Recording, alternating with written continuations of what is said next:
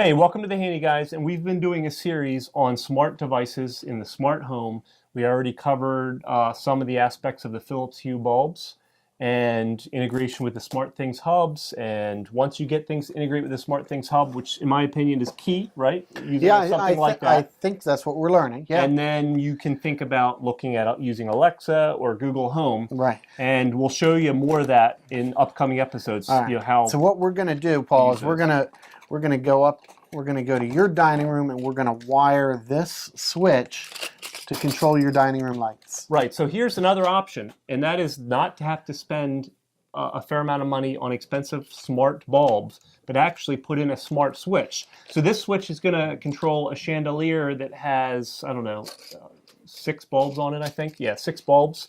So right. Instead of spending $300 on or whatever, maybe not that much, $200, we spent whatever, less than, I think it's like $35. This one might have been $50. May have been 50 because this is a dimmer switch on a smart switch. So one switch to control the bulbs. We're going to wire that in. We're not going to show you all the wiring. You're going to need to look at the instructions if you're handy, or talk to an electrician. They can wire this for you. Everybody's situation is different on the wiring, but I'll wire that in for you, Paul. Okay. And now let's go program it. Let's see how we program it. So I'm looking at the SmartThings app, and it has instructions. Or actually, I went to their website. And it says that to add this new device, I need to first add a thing in my SmartThings app. And then it says, while it's searching for in-wall switchers and dimmers, I need to press the pad once. So we're going to try that. Once it's discovered, it says it will be listed at the top of the screen, and we can rename it and be finished with it. All right, so here we go. Let's go to the SmartThings.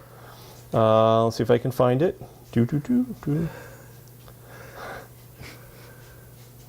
Okay, so here's my SmartThings. So we are going to go into Discovery, right? Add a thing. Yeah, add a thing. I'm not in the right spot already. So let's go back to my home. Okay, so that's add a room. Go over to Things. We're going to add a thing. Okay? And now it's looking for devices. We'll hit this paddle.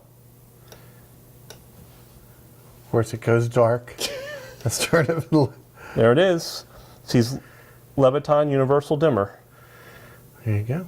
So now I can give that a name. I'll call it Dining Room. I assume that's what we're trying to do here. And save it. Confirm paired devices. Now that, I will say, is simple.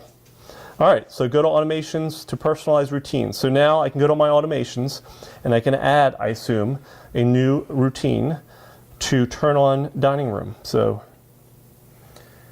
I've been naming all of my, when I want to go on, just name the room, then on. So Dining Room on. Okay, so now I'm going to turn on these light switches.